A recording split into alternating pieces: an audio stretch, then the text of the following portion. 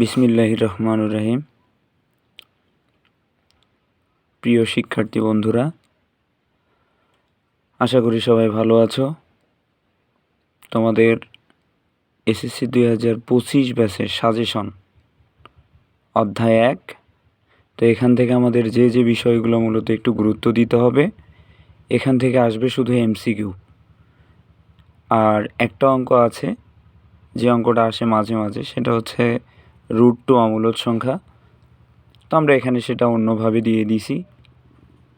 তো এখান থেকে এমসিকিউ এর জন্য যে বিষয়গুলোর উপর আমাদের খেয়াল রাখতে হবে সেটা হচ্ছে মূলদ সংখ্যা, অমূলদ সংখ্যা, √3 এবং 4-এর মধ্যে 2টি অমূলদ সংখ্যা নির্ণয় করো, এবং যেটা একটু আগে বলা হলো যে √2 বা √3 অমূলদ সংখ্যা, সেটা এখানে লেখা আছে। প্রমাণ করো যে √n অমূলদ সংখ্যা যখন n ধনাত্মক পূর্ণ সংখ্যা এবং n ≠ 0 এবং n পূর্ণবর্গ সংখ্যা নয়। যে কোনো আর 2টা এমসিকিউ আছে।